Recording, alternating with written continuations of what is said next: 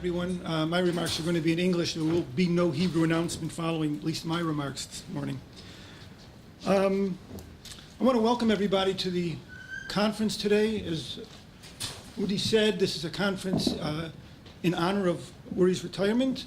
It's also a conference to recognize his publication of his books over the last year or so, the book The Angel and the book Contrasting Intelligence, Success and Failure. And we're very happy to open the conference to acknowledge, again, both his retirement and these academic achievements.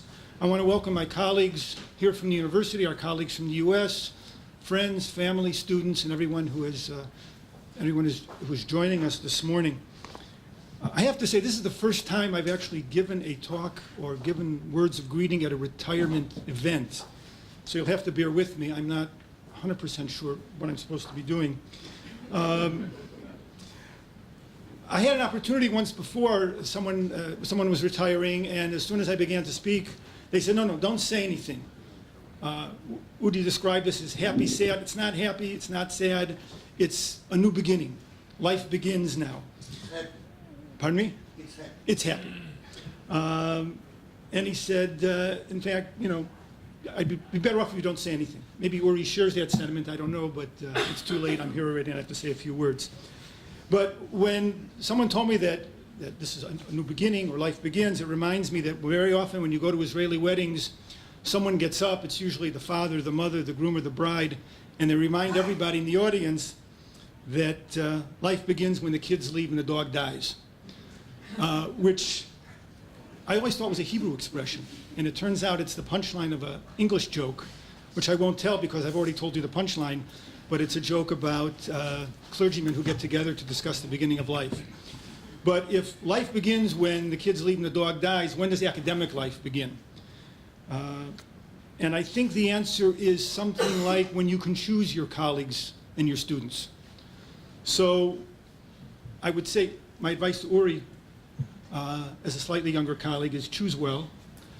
But as Uri chooses now his students and his colleagues, they are also going to be choosing him, I suppose. So the question is, what do you get when you choose Uri? You might think about that for a minute, but in a word, I would say that, and after knowing Uri for 20, 25 years, you get a challenging colleague. And challenging in many ways. Challenging academically, as we're going to hear today. This conference is devoted to his academic work in security, national security and intelligence. We've also seen over the years how we've had a institutionally challenging person. If any of you sit long enough with me or Uri or some of our other colleagues who joined the faculty back in the early 1990s, you'll hear stories of our trials and confrontations with the administration over a large number of issues that are in some sense still ongoing. And then I think Uri has also been challenging us on the educational front.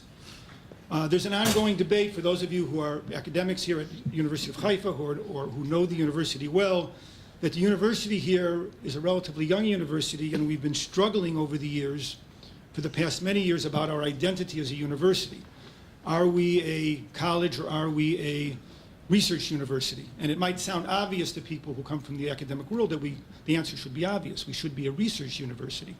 But it's not always obvious because the race to the top, while exhilarating and perhaps exalted in a way, carries with it certain economic implications that we can't ignore. So at the same time that we have a race to the top, there's very often a race to the bottom, and that comes to the fore in our tendency to open new programs, recruit students when we can, and try to teach as much as we can. And this puts a teaching load on us, it puts an administrative load on us, and that conflicts sometimes with our research responsibilities. And I think Uri was one of the first to point this out, not this year, not last year, probably 15 or 20 years ago when the university began to take off, and point out that we should make every effort to strive for a research university, a good, excellent research university, at whatever cost. The university is just waking up to this. And this is going to be an ongoing issue for us at the university. And although Uri's retiring, I hope that he chooses to engage us on this issue, choose us from among his colleagues and from among his students, so he can contribute and help us pave the way to a future of Haifa University as a first-rate research institution. So again, I don't see a retirement. I see for Uri, I hope he sees it also as a new beginning and one that he will continue to contribute and take part in the events here at the university. In the meantime, I want to wish everybody a fruitful and a productive conference. Before I do that, I want to, on behalf of the school, offer Uri a gift. So he's going to have to get up, come up here, say a few words, shake my hand. You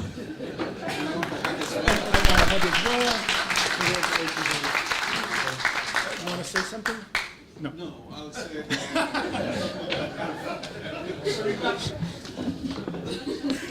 Thank you.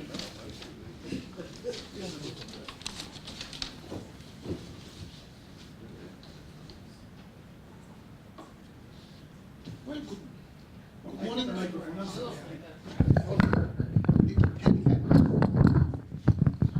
Okay. Good morning to you all, and I wish first of all, of course, to congratulate my friend, all-time friend and colleague, Professor Bar Yosef, Uri Bar Yosef, who is about to open a new chapter in his great academic career. Actually, I have at least one common denominator with Uri. We went to the same high school a couple of years ago, although he was younger than me, and I'm basically actually beyond retirement. But anyway, congratulations to Uri, to Michal, and I would like, it's a huge privilege for me and a huge honor to welcome at the University of Haifa and to invite Professor Jack Levy from Rutgers University to deliver our keynote address, the keynote address in the Distinguished Scholar Lecture Series. And frankly, candidly, this is mission impossible. Even to try and describe or outline his numerous contributions, his profound impact on the field of international relations during our generation. Suffices to say that Professor Levy is one of the founding fathers whose influence on the study of all facets, all dimensions of international relations, both in terms of theory, diplomatic history, has been no less than profound. And let me just briefly point out that he's a graduate of the University of Wisconsin at Madison. He has been lecturing in the Department of Political Science at Rutgers University since 1997. But the point is, at first glance, by virtue of his focus on the hard attributes and determinants of power, namely the exercise of power through coercion, deterrence, but primarily war, because Professor Levy has written extensively on interstate war, on the origins of war, the dynamics of war, the evolution of war, preventing war, on political economy and war and peace. That it's very easy to label or characterize his work as inextricably linked to a neo-realist tradition. But I think it's misleading, because his work on the whole defies any specific or narrow paradigmatic label, because it's so profound, so multilateral, and so multifaceted. And basically, if I understand correctly, the thrust of Professor Levy's work, it is not so much preoccupied with the exercise of power. It's not power, but basically it's a perception of power, the vision of power. And the vision of power, perception of power, images held by, sometimes adhered tenaciously and rigidly by political elite and leaders in times of crisis and ambiguity, which brings him closer to cognitive psychology. And of course, much of his work had to do with cognitive biases, heuristics, motivated biases, sources of misperception, the tendency to adjust incoming information to pre-existing world beliefs and cognitive maps. So it transcends just the attributes of power, the exercise of power, and of course the emphasis on domestic politics, on all the constraints on rational choice. So this makes it, I guess, considerably broader and multifaceted. And in this respect, of course, it brings Professor Levy closer to the work of Professor Bar Yosef, because not only did they collaborate in the writing of one article, but they both addressed questions of perception and misperception, and of course underestimation or overestimation of the opponent's capabilities and intention. For example, of course, needless to say, Professor Bar Yosef wrote so basically his pioneering and work on the Yom Kippur War, and the issue mainly was the underestimation of Egypt's capability and intention, and all kinds of fallacies and miscalculations as well. I think that Professor Levy, in his forthcoming in his lecture, will perhaps emphasize the overestimation of by British intelligence and policymakers of German capabilities in the 30s. So basically, it's the opposite, but it's the same tendency or proclivity to view and to adjust the incoming information to rigid perception. Plus, of course, the point that Uri Bar Yosef wrote extensively about the manipulation of the policy, high policy elite by the intelligence community. Of course, one of his first books on the Zinoviev, one central chapter on the Zinoviev letters, indicates that the British intelligence community in the 20s manipulated the government with profound impact on the shaping of British foreign policy. In the case of Professor Levy, in all his works, some of whom were written with together with my former colleague Norris Ripsman, right, addressed the 30s. British policy and French policy toward Germany. The fact that between 33 and 38, in the early 30s, British intelligence or policymakers, again, maybe there was a case of politicization of the intelligence community, or again, misperception, which led to the opposite and equally catastrophic outcome.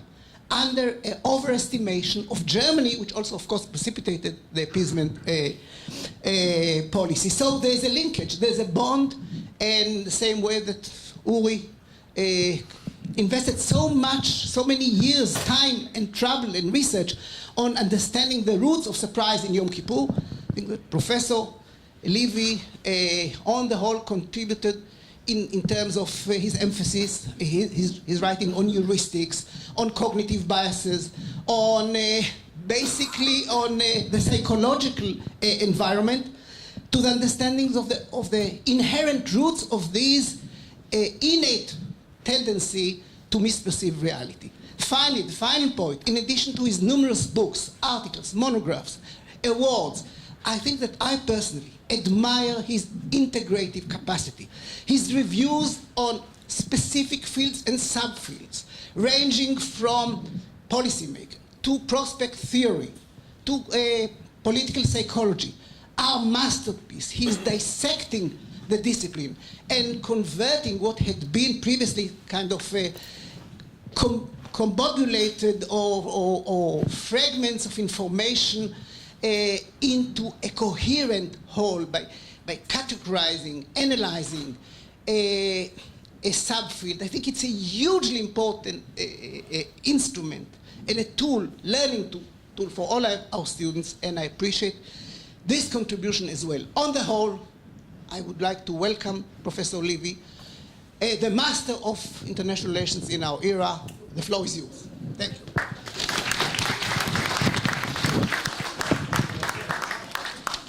שמי אודי ערני, מרצה במחלקה ליחסים בינלאומיים פה באוניברסיטת חיפה. אני שמח לפתוח את הכנס לכבודו של חברנו פרופסור אורי בר יוסף.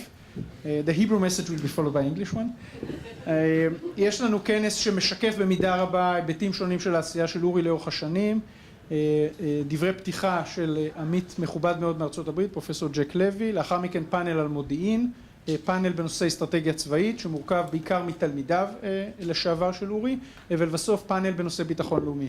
אני מודה לכם שבאתם להשתתף איתנו בשמחה העצב הזאת. נפתח בברכות של ראש בית הספר מייקל גרוס. Thank you all for coming this morning for this event marking the happy, sad moment of the retirement of our friend Professor Uri Bar Yosef. We have three panels looking at intelligence, military strategy, and national security, opened by a lecture by a very esteemed colleague that had come all the way from the US, Professor Jack Levy from Rutgers University. We'll start with greetings by the head of the school, Michael Gross. Michael? Shalom. Avi, thank you so much for that very kind introduction. I hardly recognize myself in those words. Want to also thank Uri for choosing me to do this keynote. It's a great honor for me to be here. Also like to thank the Division of International Relations for sponsoring my trip here. It's been great. Like also to thank Carmela and Udi for organizing this, and also for organizing a spectacular tour the other day. In fact, the whole everything, the food as well as other things, it's really, you really know how to treat guests nicely. So it's been a great experience, and it's an honor to be here today. It's hard for me to believe that Uri is actually retiring. Seems like only yesterday that he was sitting in my class at Stanford University. Turns out that was about 31 years ago. It's clear then that he had great potential, but who would have predicted such a great academic career with many enduring and important contributions to the study of intelligence, national security, and military strategy. He has, over the last 3 decades, and actually it started a little bit before that, he has published and edited volumes, 6 authored and co-authored books, 2 in both Hebrew and English, 2 winning awards, and 3 in revised editions or being republished. Plus, he's published about 40 journal articles, nearly as many book chapters, with some articles placed in some of the best journals in international relations and political science, including the Journal of Conflict Resolution, Security Studies, and Political Psychology, as well as leading journals in intelligence studies. He's also contributed to public discourse on security and intelligence themes in Israel through regular op-ed pieces and through interviews on Israeli and international television, through testimony in the Knesset. He's been a dedicated teacher and mentor of many graduate students. Plus, he's the only academic I know who has sold the movie rights to one of his books. I mean, it's really remarkable, the whole package. Uri is best known for his work on intelligence, but it's be worthwhile to first mention some of his work in other areas. First of all, just more generally on the Arab-Israeli conflict, even apart from the '73 war, starting with his book, The Best of Enemies, Israel and Transjordan in the War of 1948, which is both great history and also a work with important theoretical implications, given its emphasis on the non-zero-sum nature of adversarial relationships during wartime. Another book, which he co-authored, 2 Minutes Over Baghdad, on the 1981 attack against the Iraqi nuclear reactor, which is of particular interest to me, given my own interest in preventive logic and preemption. Plus, Uri's done articles on, for example, threats of Soviet intervention in Arab-Israeli wars, on the 1960 Rodham crisis and its relevance for the '67 war, on Israel's rejection of Sadat's peace initiative of February 1973. Second line of research deals with a variety of thematic issues in Israeli national security doctrine, including articles on the conceptualization of deterrence in Israeli strategic thinking, and on shifting conceptions of Israeli national security. A third line of research is, which runs up to the present, concerns his work on the psychology of judgment and decision makers, which he's done with co-authors Aryeh Kuglansky and Rose McDermott. He's worked on the theories that he's incorporated into his studies of intelligence failure, work on psychological work on accountability and social support in decision making. Also, the work on the role of personality dysfunction, like the need for cognitive closure, narcissism, paranoia, and how that interacts with the common human biases, cognitive biases, motivated biases, and all those themes are emphasized in his recent book with Rose McDermott on intelligence, success, and failure, the human factor. And I just want to emphasize the importance of some of this psychology work. There's others who have written on the role of cognitive and motivated emotional biases on threat perception, including Bob Jervis, Janice Stein, Ned LeBeau, and myself. But that work cannot explain the fact that some leaders are open to new information that contradicts their views, while other leaders are not open. And by incorporating personality and combining that with some of these more standard patterns of psychological distortion, Uri is better able to explain the variation in the way leaders and others are open more or not open to discrepant information. So that's a really important breakthrough in the analysis of threat perception and intelligence failure. And I suspect we'll see more of that by others in the future. Of course, Uri is best known for his work on intelligence failure, which is distinctive in so many ways. I mean, he's probably the world's leading expert on the intelligence failure on the eve of the Yom Kippur War. I mean, that's quite a distinction to have written the single best book on one of the most important events in the history of the state of Israel. So that's quite a distinction. At the same time, I mean, going beyond Uri's expertise on the 73 war, much of his work is quite comparative in nature.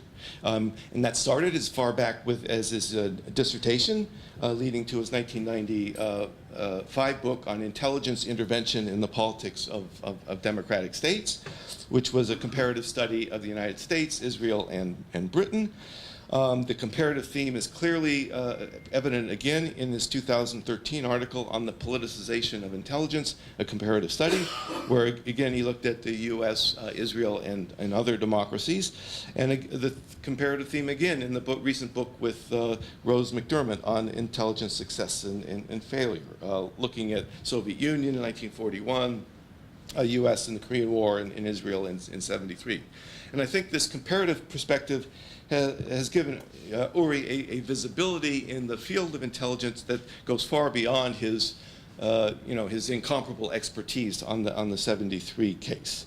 I think a third element of distinction, more recent in Uri's work on intelligence failure, though I think no one would describe Uri as a methodologist.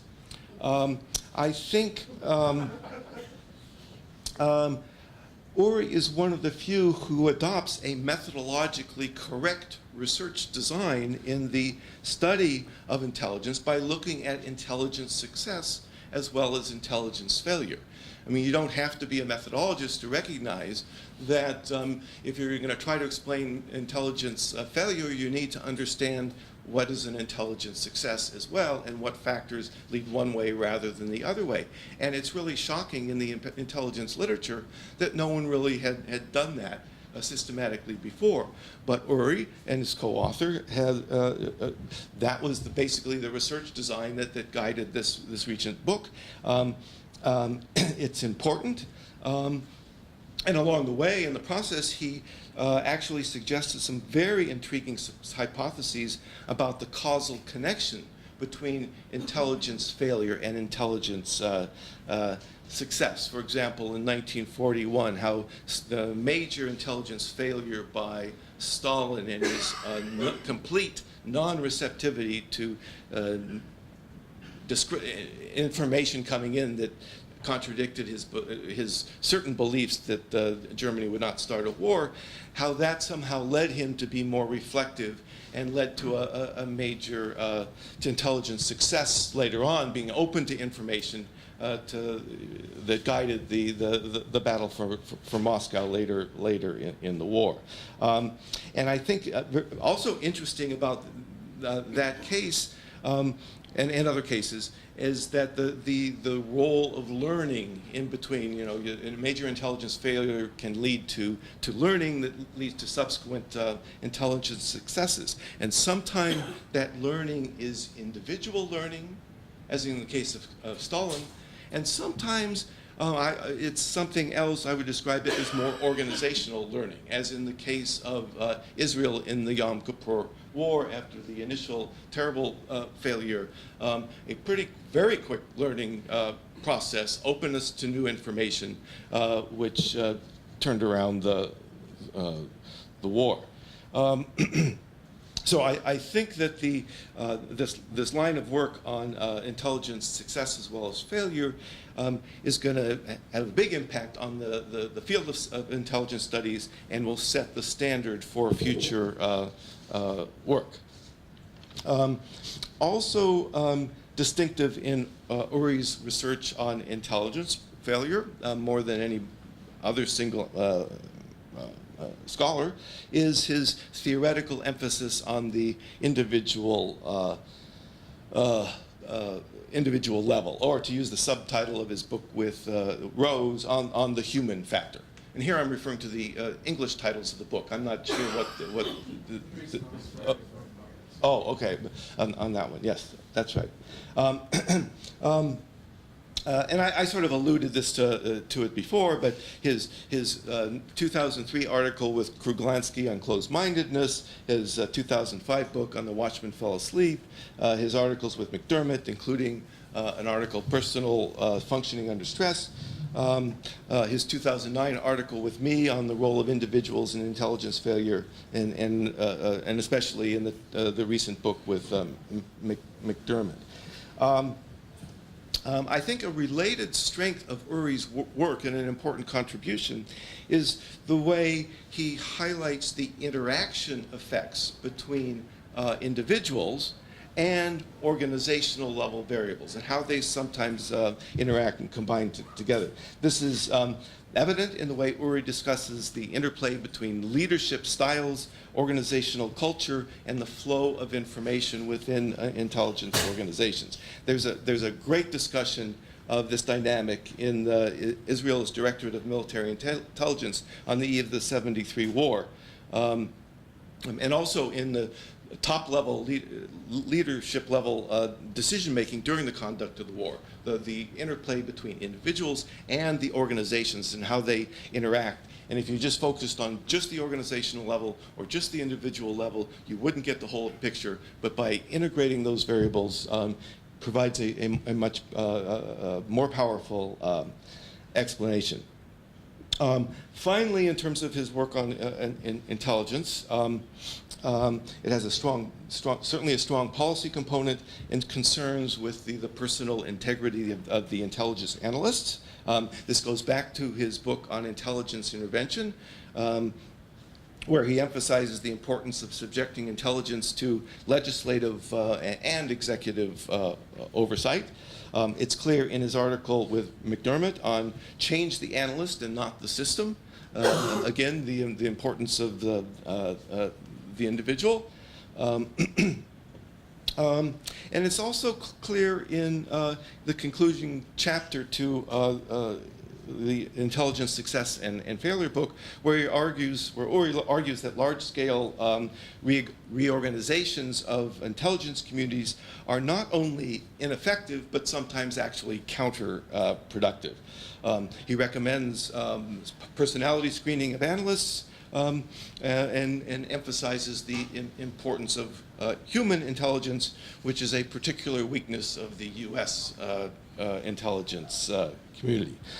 So all in all, it's been quite a remarkable career, and I look forward to seeing what comes next in Uri's research and his other endeavors.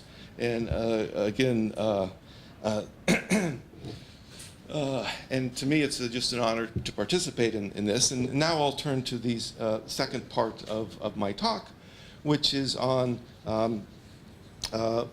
policy, politics, and intelligence, British perceptions of the Nazi threat in 1933 to 39.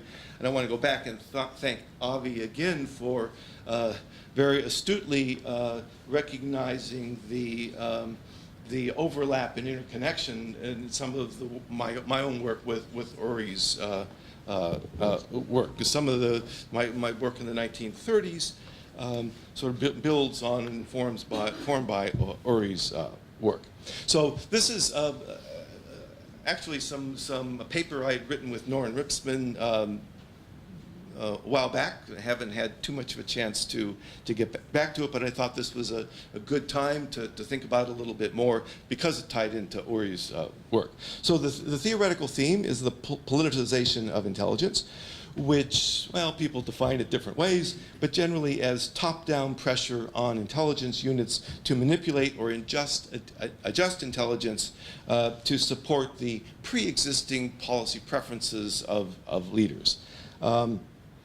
So politicization is an old question in the intelligence literature, but as Uri has shown, it's a much bigger problem in the United States than it is in Israel.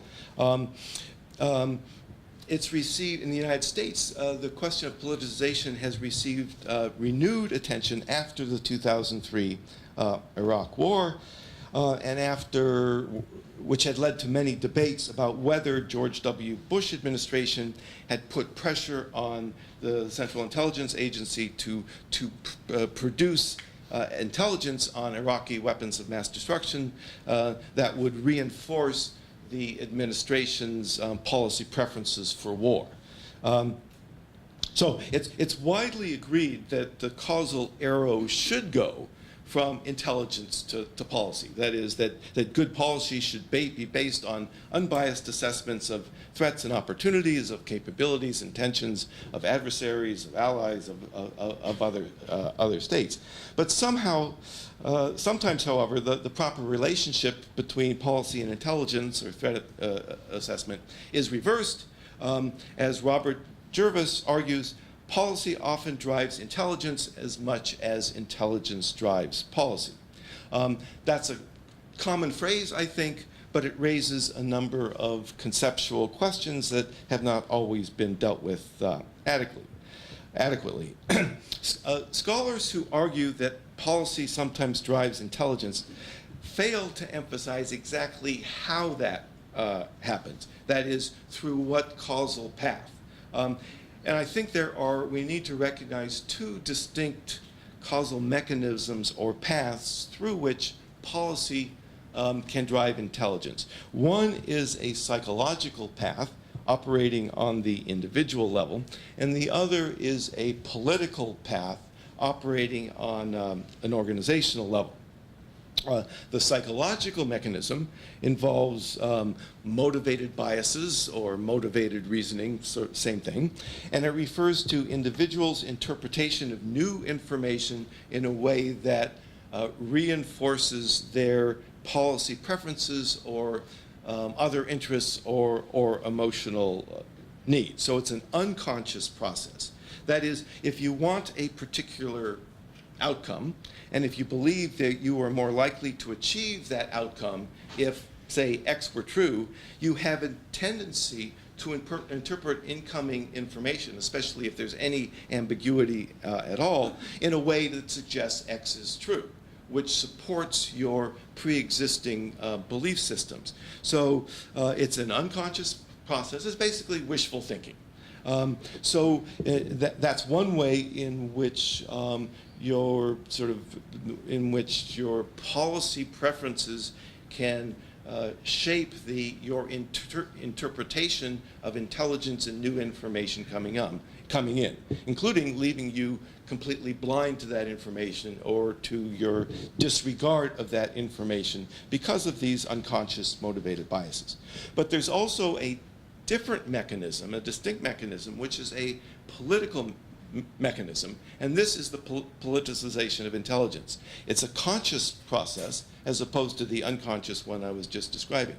And it refers to top-down pressure on intelligence units to manipulate intelligence to support the leader's pre-existing agenda. This is intelligence to please, or cooking the books, or there's other descriptions of it.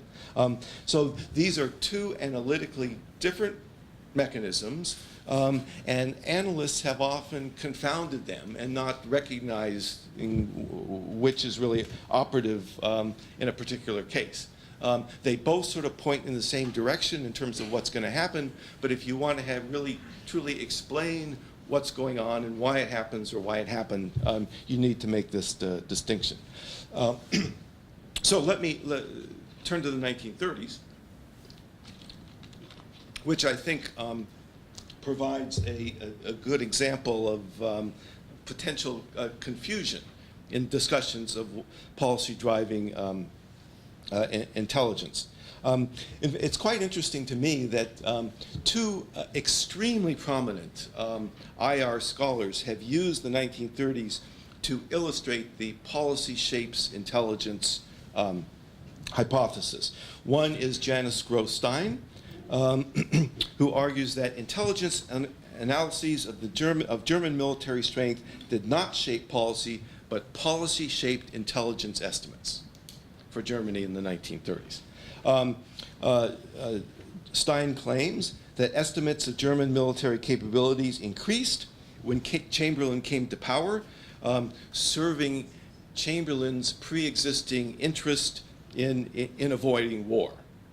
So if Germany was that strong, we'd need to avoid war at all costs. So this was a, and then she argues that estimates of German strength decreased after 1939, after it became clear, after Hitler's intentions became clear, say after the Prague coup in March of 39.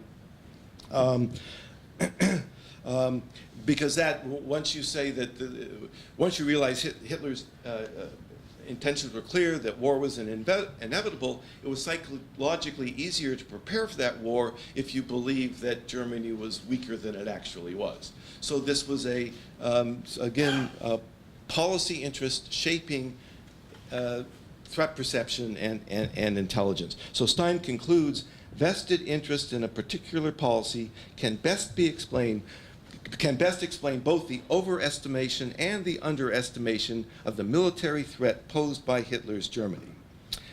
This clearly fits the policy shapes intelligence hypothesis, but her use of the term vested interest, to me, is a little bit vague.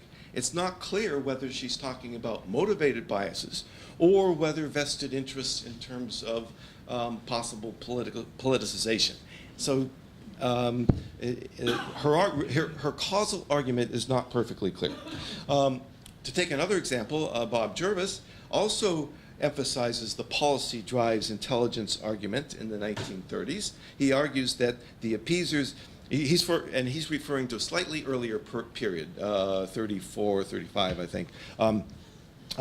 He argues that appeasers exaggerated estimates of the German air threat because it helped rationalize their strong desire to avoid war. But at least Jervis is clear that the mechanism involved here is a motivated bias mechanism. So a psychological mechanism, not politicization. Stein seems to be leaning in the politicization direction, but she's not clear about that. Now you can also find passages from historians suggesting politicization, but there's really been no systematic study. So I thought, and my co-author Norman Ripsman thought it was worth studying this more carefully, both to illustrate this analytic distinction that we've developed, also just to get the history right. And I must admit there's another reason, is that Ripsman and I have a certain interpretation of the 1930s. We call it the buying time interpretation of appeasement. It runs in contrast to the maybe we might call the conventional wisdom that appeasement was the product of war weariness, of Chamberlain's naive belief that appeasement would satisfy Hitler, the lack of courage of British leaders, or maybe domestic constraints. To the contrary, we argue that the aim of appeasement was to avoid a military confrontation in the short term and buy time for rearmament in the long term, based on the expectations that within a few years, British rearmament, in conjunction with the slowing down of an overheated German economy, would put Britain in a position that they would be able to deter future German military regression or fight a war. בוקר מאוחר, לכולם תודה רבה. אני מבקש לפתוח ולהודות לחבורת האורחים שנעתרה לבקשתנו. מצויים פה על הבמה, כפי שאמר לי אחד הפאנליסטים, עשרות שנים של ניסיון ועיסוק במודיעין, לא רק כאנשי מודיעין אלא גם מזוויות אחרות, כחוקרים, כאנשי מס, כנבחרי ציבור. זה כמובן לא מקרה שאנחנו פותחים בפאנל מודיעין, כפי שציין הדובר הקודם. אורי בר יוסף הוא אחד החוקרים הבולטים בעולם בנושא מודיעין, וזכות גדולה לנו לארח את האורחים שעסקו בנושא הזה. אני אציג אותם בקצרה, למרות שאני מניח שבחדר הזה אין צורך לעשות כאן. לשמאלי אלוף מילואים אורי שגיא, שבילה את רוב השירות הצבאי שלו כמפקד, בין היתר כמפקד חטיבת גולני, ובחמש השנים האחרונות לשירותו שימש כראש אמ"ן, בעשור דרמטי למדי. לשמאלו תת אלוף מילואים עמוס גלבוע, החל את שירותו אף הוא בגולני, אך שירת שנים ארוכות באמ"ן, עד תפקיד של ראש חטיבת המחקר באמ"ן. לאחר מכן מילא מספר תפקידים ציבוריים, בין היתר כיועץ ראש הממשלה לענייני ערבים. וב-15 אולי קצת יותר שנים האחרונות עמוס כותב הרבה כהיסטוריון וכמתודולוג, גם פנימה לתוך מערכת המודיעין וגם החוצה. הוא פרסם רק השנה 2 ספרים, ביוגרפיה ארוכה ומפורטת ומומלצת שיצאה בהוצאת ידיעות אחרונות של אלוף אהרון יריב, וספרון על נסיגת צה"ל מלבנון בשנת 2000. לשמאלו של עמוס עורך הדין דן מרידור, השר לשעבר. סרן מיל. And defeat Germany, or at least fight a war on equal terms. One possible objection to our buying time interpretation of appeasement, and actually no one's raised this objection, so I'm not sure why I'm emphasizing it, but one possible objection is that estimates of both current capabilities and future trends were not based on an objective assessment of German capabilities, but were somehow the product of the policy objectives of political leaders, and that those intelligence estimates were designed to reinforce policy. So for us, in terms of supporting our interpretation, if we could find evidence through a systematic study that the politicization hypothesis or the motivated bias hypothesis was incorrect, that we would basically eliminate an important argument that ran counter to ours. So we had a reason to do this, and hopefully conduct it in a systematic and objective way. This was a pretty data-intensive task. I can only briefly outline the argument today. But our research strategy was we engaged in both primary and secondary sources to trace British military intelligence. So we focused on British military intelligence and the assessments of German capabilities. We left intentions aside, focusing on capabilities, Army capabilities, Navy capabilities, air capabilities, and estimates of German economic preparations and economic strength, and how likely those things were to change over the next few years. And we compared the changes in these estimates over time. We compared those with both political developments in Britain that might have shaped leaders'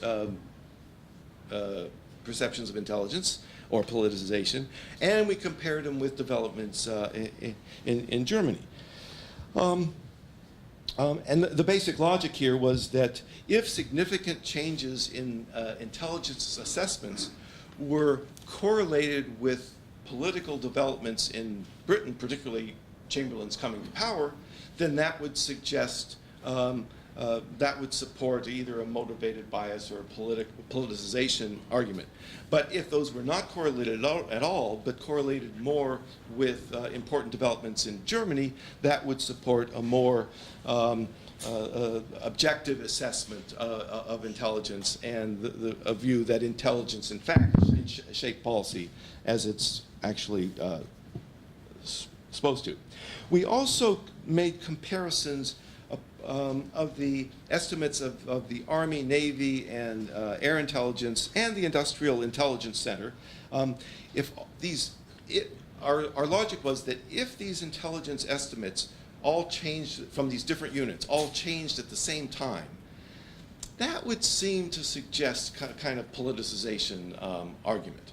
But if they were totally uncorrelated, and sometimes the Army estimates went up, and sometimes the Navy estimates went down, if there's no correlation at all, that suggests probably a more objective assessment. And we also looked at what we might call process tracing evidence, to the extent possible, statements from political leaders, maybe not at the time, but in memoirs and evidence that came out after the war. And we focused here mainly on the politicization argument, although some of our correlational evidence, I think, was also relevant to the motivated bias argument. So let me repeat the sort of the policy drives intelligence argument. And the argument is, in 1937, when Chamberlain became prime minister, estimates, they argue, spiked upwards to emphasize the danger of war and to support Chamberlain's policy preference of avoiding war through appeasement. And then in 1939, when Hitler's intentions finally became clear, estimates went down because to give some psychological comfort to British political leaders who wanted assurances that the war that they now realized was inevitable, that it was actually possible to fight it and win it. And to summarize our argument, we basically find that the timing of key shifts in intelligence assessments were correlated with important developments in Germany and not with political developments in Britain. Now, in 1933, when Hitler first came to power, British intelligence estimates initially underestimated the scale of German rearmament. But by late 1934, intelligence estimates had adjusted to recognize the extent of the German build-up. But they did at that time, 34, 35, 36, they did overestimate German air power and its potential for a knockout blow to Britain.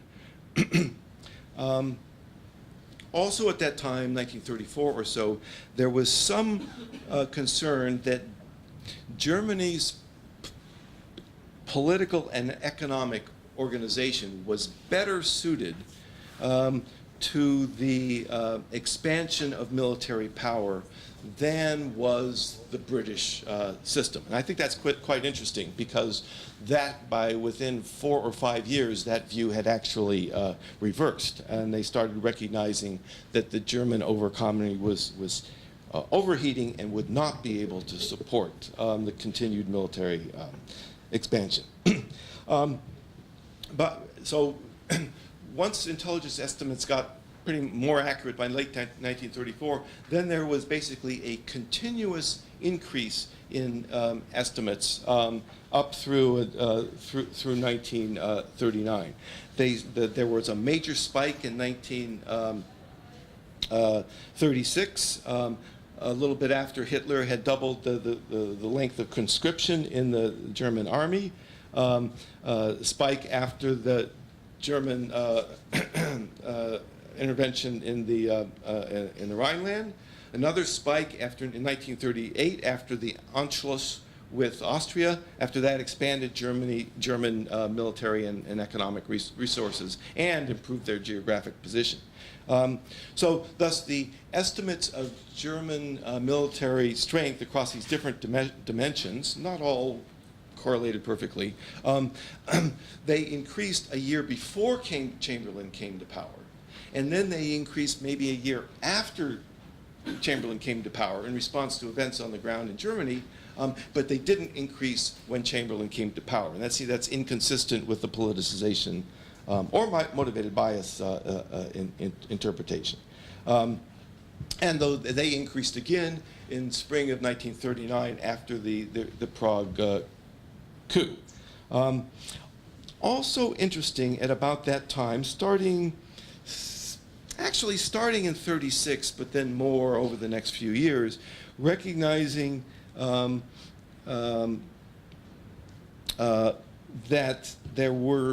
that Germany faced some economic constraints on rearmament. And they started arguing, even in 1936, a year before Chamberlain came to power, there were starting to be arguments in British military intelligence that the German advantage was temporary and that it would be gone by 1939. And certainly by 1938 and 39, analysts were emphasizing that the German economy was suffering under the weight of rearmament, including labor shortages, need to import more food.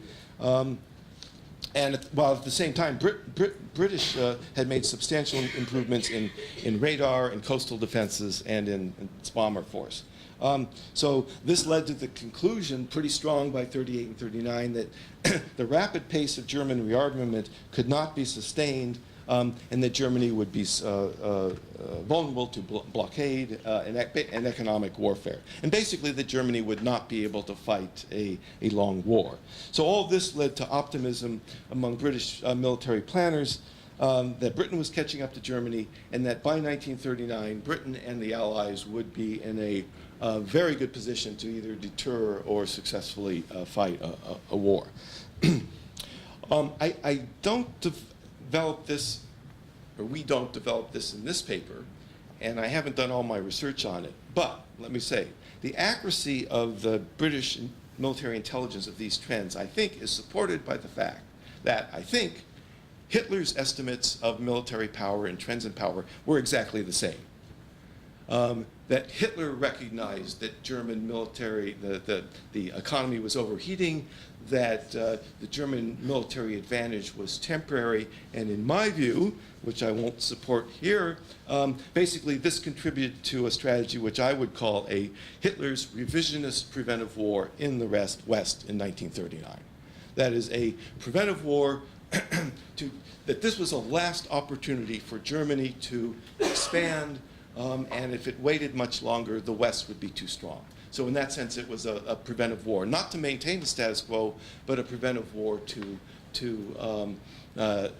expand and achieve hegemony. Anyway, so by conclusion, in this paper, we find no evidence of the systematic politicization of intelligence by top political leaders.